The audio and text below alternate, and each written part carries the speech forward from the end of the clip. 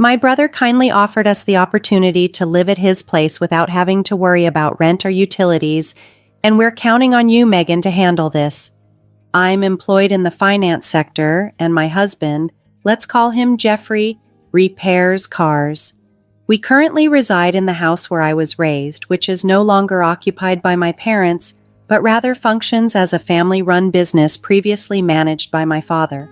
My brother, who was groomed to succeed my dad, pursued economics in college. He further honed his skills by studying business management at Oxford University abroad. After returning to the USA, he collaborated with our father for some time. Eventually, when our parents decided to retire to Snowmass Village, US, for a tranquil life amidst nature, my brother took the reins of the family business. Subsequently, the family home was passed down to me.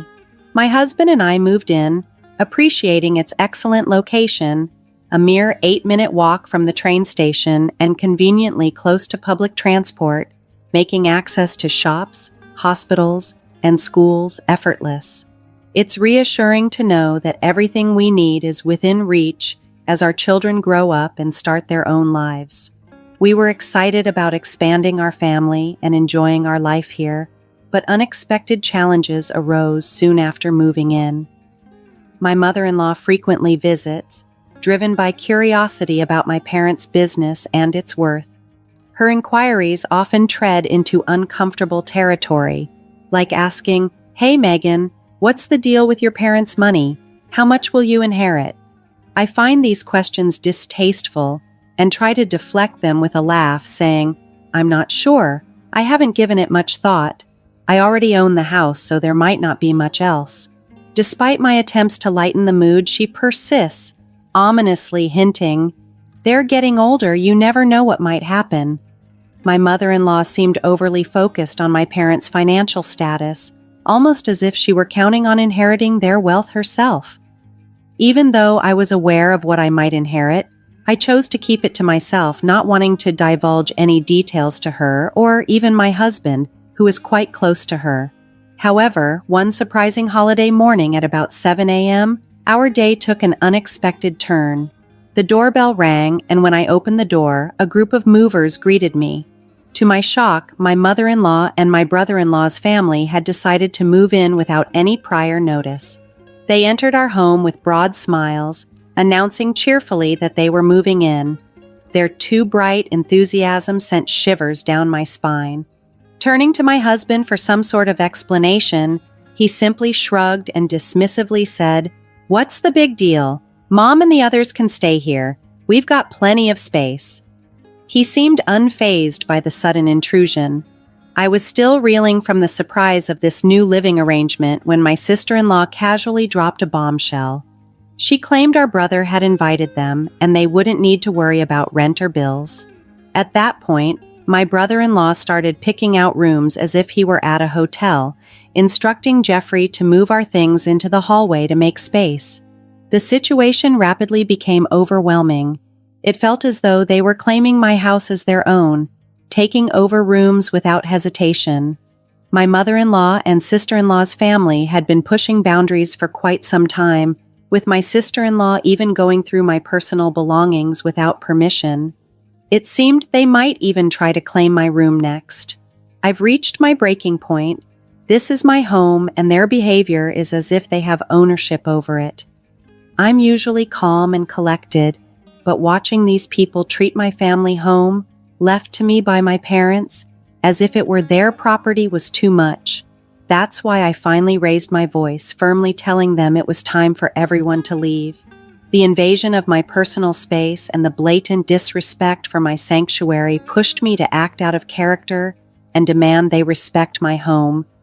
But then, something totally unexpected happened. "How dare you speak to us like that? You're the one who needs to leave." With those words still hanging in the air, I felt a sharp sting on my cheek. Had I really just been slapped? It took a moment for the reality to sink in, and I stood there, stunned, feeling the throbbing pain. At that moment, something inside me snapped. I couldn't tolerate living with people who showed such blatant disrespect. This house was mine, and I wouldn't let anyone treat it like it was their personal playground. I quickly decided to leave, packing my things and preparing to inform my family about what had transpired. Needing some space and a fresh start, I rented an apartment further from work, even though it meant a longer commute. When I called my parents to explain the situation, I could hear the anger in their voices, especially my dad's. He had always been a pillar of support, both as a CEO and as a father. Although I didn't want to involve my soon-to-retire parents in this turmoil, I felt I had no other choice. My right to my inherited home was being challenged, and I needed to take a stand. While settling into the monthly apartment, I was certain that my husband and his family were making themselves comfortable back at my house.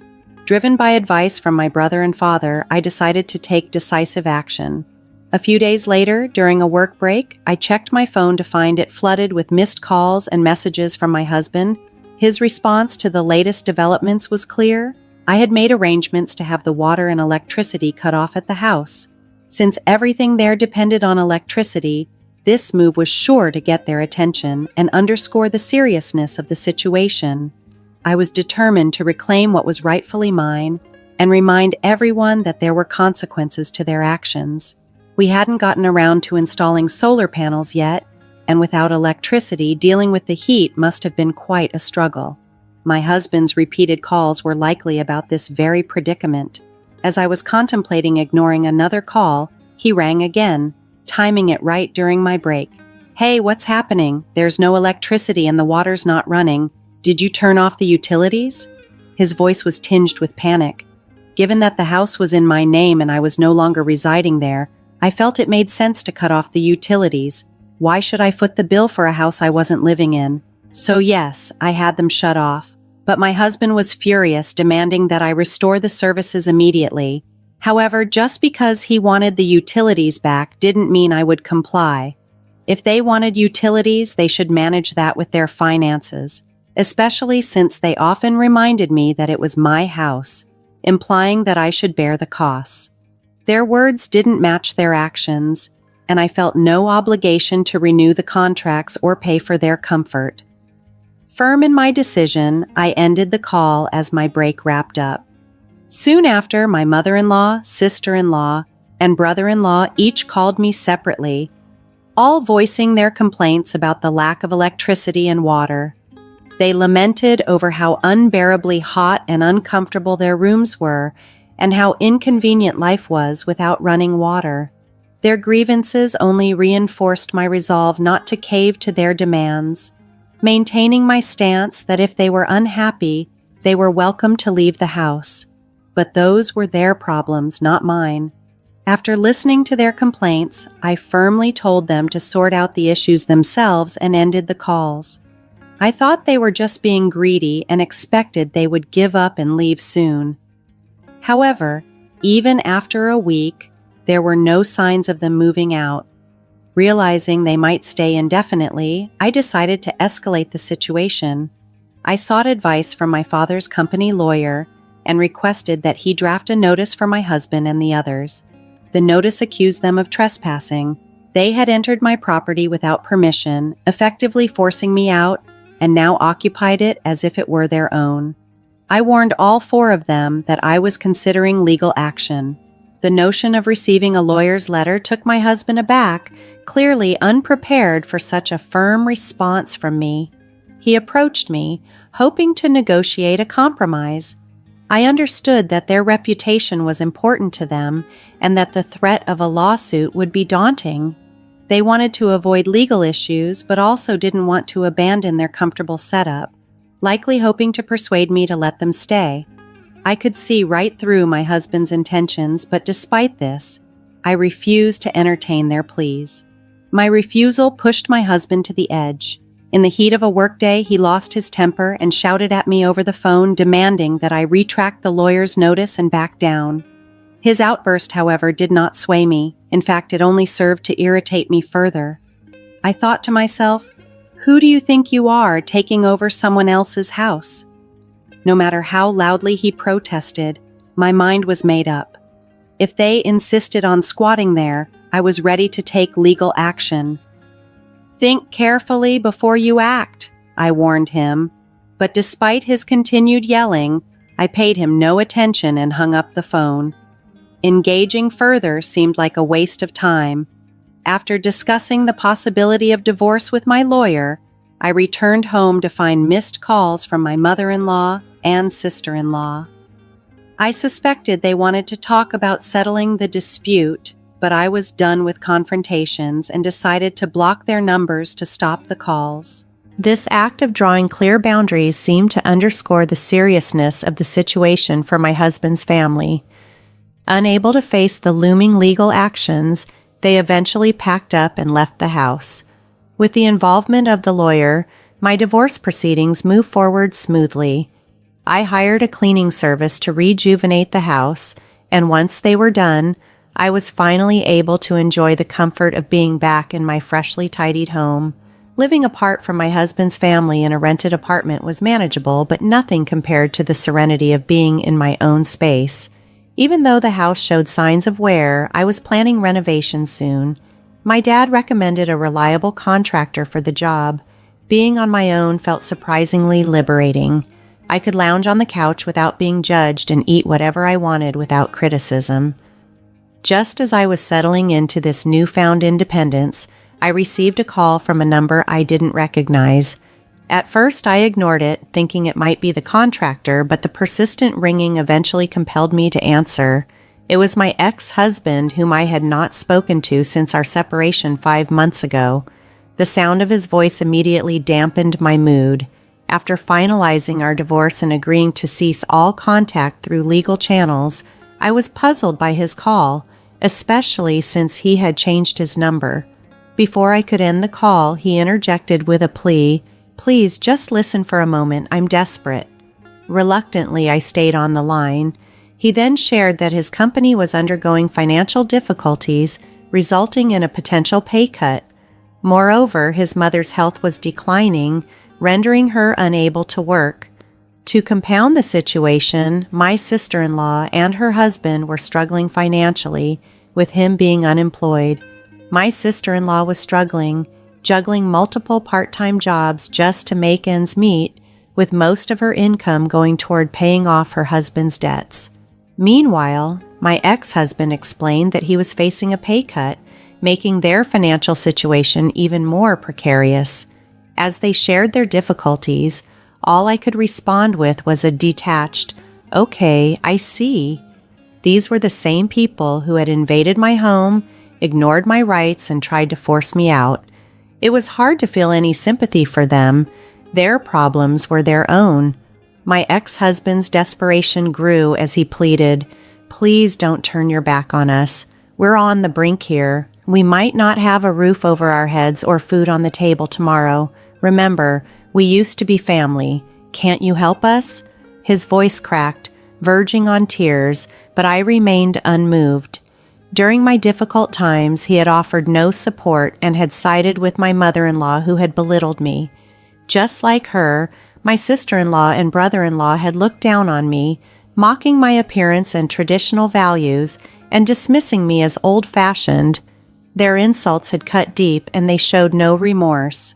Furthermore, my mother-in-law had worsened matters by pressuring me to conceive, subjecting me to strange remedies, scheduling unnecessary doctor's visits, and spreading rumors about my supposed infertility. Reflecting on my marriage, I saw no redeeming qualities.